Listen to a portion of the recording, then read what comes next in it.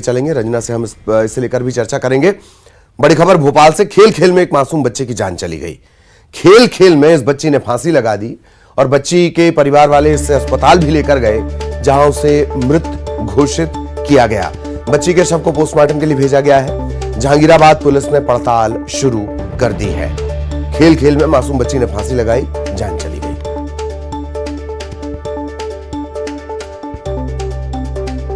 सहयोगी रंजना लगातार हमारे साथ बनी हुई है। रंजना, खेल खेल में फांसी, विस्तार से बताएं जरा जी।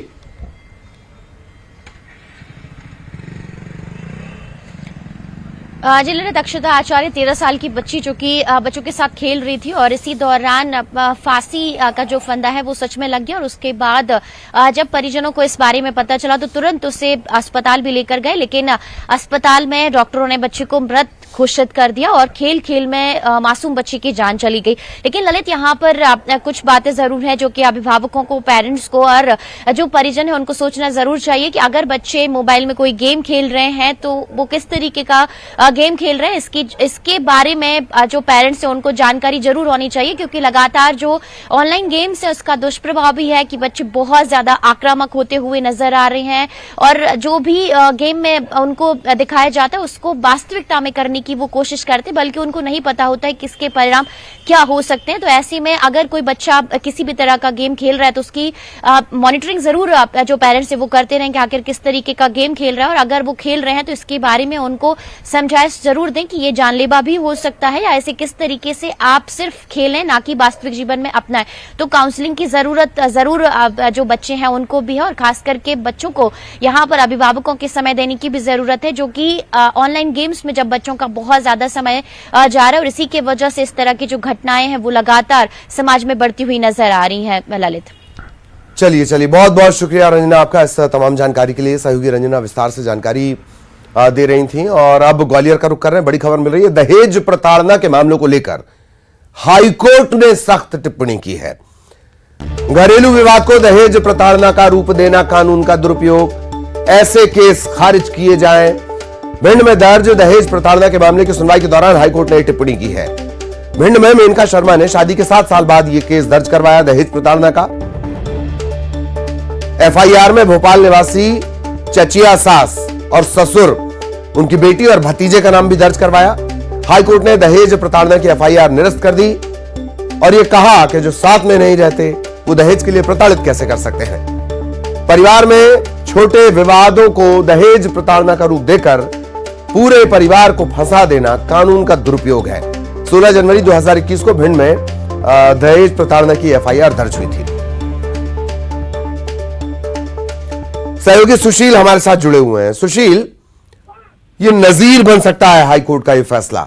इससे पहले भी कई अदालतों ने टिप्पणी की है कि दहेज प्रताड़ना एक्ट का दुरुपयोग हो रहा है। सुशील, बिल्कुल, देखिए हाईकोर्ट की जो टिप्पणी है इस मामले में वो कहीं ना कहीं नजीर बनेगी आने वाले समय में, इस तरह के जब मामले सामने आएंगे। भिंड में 2 साल पहले एक केस दर्ज हुआ था जिसमें दहेज प्रताड़ना के आरोप लगे थे। इसमें सास ससुर, पति के अलावा जो विवाहिता है जिसने एफआईआर दर्ज कराई थी, उसने चचिया सास ससुर और उनकी बेटी और भतीजे पर भी इसमें दहेज प्रताड़ना का आरोप लगाते हुए उनके खिलाफ भी केस दर्ज कराया था। और ये जो केस 2 साल पहले दर्ज हुआ था, ये शादी के 7 साल बाद केस दर्ज हुआ था। और जब इस मामले में आरोपी बनाए गए चचिया सास ससुर सहित अन्य लोग हाईकोर्ट में गए, हाईकोर्ट में उन्होंने तर्क रखा और उसके बाद जब हाईकोर्ट ने इस पूरे केस की विवेचना रिपोर्ट देखी तो उसमें हैरानी करने वाली बात सामने आई है कि जो चचिया सास ससुर है वो ना तो विवाहिता के पास रहते हैं ना ही साथ कभी रहे हैं। तो ऐसे में जो साथ नहीं रहता है वो दहेज के लिए किस तरह से प्रताड़ित कर सकता है। और जब इस पूरे केस को देखा गया तो इसमें सामने यही आया कि छोटे मोटे जो घरेलू विवाद थे उन विवादों के बाद जो है इसे दहेज प्रताड़ना का रूप देकर एफआईआर दर्ज कराई गई है। तो हाईकोर्ट ने सख्त टिप्पणी की है और इसमें पुलिस को भी कहा है कि जो केस इस तरह के आते हैं उसमें विवेचना साफ तौर पर स्पष्ट होना चाहिए, क्योंकि छोटे मोटे जो मामले होते हैं घरेलू, उन मामलों को दहेज प्रताड़ना में बदलने से लगातार जो है परिवार परेशान होते हैं, पूरे परिवार को फंसा दिया जाता है। इस तरह के केस जो है बंद होना चाहिए और इसी के साथ ही उन्होंने जो दहेज प्रताड़ना की एफआईआर थी, हाई कोर्ट ने उस एफआईआर को निरस्त कर दिया। अब निश्चित तौर पर इस केस की ग्राउंड के आधार पर जो भी पुराने इस तरह के मामले जो छोटे मोटे विवाद के चलते दहेज प्रताड़ना का रूप लेकर थानों में केस के रूप में दर्ज है, तो उन पर भी इन मामलों का असर होगा। और हाई कोर्ट की ये जो सख्ती है और सख्त टिप्पणी है, इस टिप्पणी से कहीं ना कहीं पुलिस भी आने वाले समय में ऐसे छोटे मोटे जो घरेलू विवाद होते हैं उनमें सीधे दहेज प्रताड़ना के केस दर्ज करने के बजाय मामलों को विस्तृत जांच करने के बाद ही इसमें एफआईआर दर्ज करेगी। तो एक नजीर बन सकता है इस तरह का ये जो टिप्पणी और फैसला है। जी जी, चलिए बहुत बहुत शुक्रिया सुशील इस तमाम जानकारी के लिए। इधर खेतों में हाईटेंशन टावर लगाए जाने के बाद प्रभावित किसानों ने मोर्चा खोला है। दर्जनों किसानों ने 45 दिनों तक बिजली प्रवाहित, मतलब इससे करंट जिससे जा रहा था, उस हाईटेंशन टावर के नीचे तंबू गाड़ा, प्रदर्शन किया और अब चिलचिलाती धूप में राजधानी का रुख किया है। किसानों के जत्थे ने पदयात्रा शुरू कर दी। 21 दिन के बाद ये भोपाल पहुंचेंगे। मुख्यमंत्री से मिलकर समस्या के निराकरण की मांग की जाएगी। किसानों का यह कहना है कि टावर प्रभावित दबंग किसानों को हाईटेंशन तार प्रबंधन कंपनी की तरफ से मुआवजा दे दिया गया, लेकिन 402 किसान ऐसे हैं जो 10 साल से मुआवजे का इंतजार कर रहे हैं।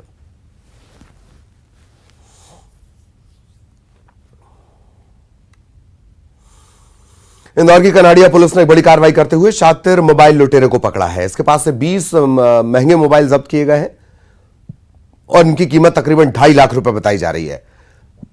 ज्यादातर ये लोग राह चलते मोबाइल फोन पर बात करने वाले लोगों को, महिलाओं को निशाना बनाते थे और छीनकर भाग जाते थे। 3 आरोपी पकड़े गए हैं, एक फरार है।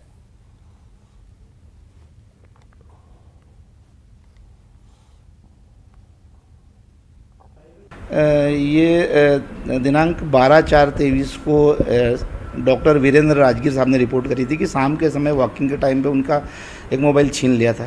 रिपोर्ट पे लूट का मुकदमा कायम करके उन्होंने बताया था कि एक बुलेट से आए थे 2 बंदे। बुलेट का नंबर था MP 097079। इस आधार पर इस बुलेट की तलाश करते ये गाड़ी हमें भूरी टेकरी में मिली। उसके मालिक का पता करते रोहित खांडे करके था। उससे पूछताछ करी तो उनने अपने साथी करण के साथ लूट करना बताया। साथ ही उनने एक लूट 3-4 महीने पहले और की थी। इनकी तलाश में इनके घर पे पहुंचे तो इनके द्वारा 18 मोबाइल बरामद कराए घर से, और फिर एक मोबाइल इन्हें दीपक गंगारिया है छोटी खजरानी का, इसको बेचने के लिए दिया था।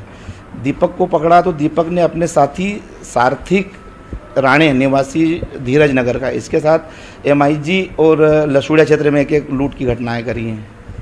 इस प्रकार ये टोटल 20 मोबाइल पुलिस ने बरामद किए हैं। कैसे लोगों को ये शिकार बनाते हैं? ये अधिकांश राह चलते हैं जहाँ पे सर्विस रोड है, अधिकांश जो कोई बात करते हुए घूम रहे होते हैं इनको निशाना बनाते हैं, और ये सभी के खिलाफ आपराधिक प्रकरण हैं, लूट के और अन्य मारपीट के। भिंड का गौरी सरोवर हादसों को दावत दे रहा है। गौरतलब है कि इंदौर में रामनवमी के दिन हुए हादसे में 36 लोगों की जान चली गई। इसके बाद तमाम ऐसी जगहों को चिन्हित कर उन्हें सुरक्षित करने के निर्देश दिए गए थे जहां लोगों की भीड़ उमड़ती है। भिंड का गौरी सरोवर भी ऐसी जगहों में से एक है। यहां कई बार हादसे हो चुके हैं। पूरे सरोवर के किनारे 100 से अधिक शिव मंदिर हैं। गौरी सरोवर में लोगों की आस्था जुड़ी हुई है।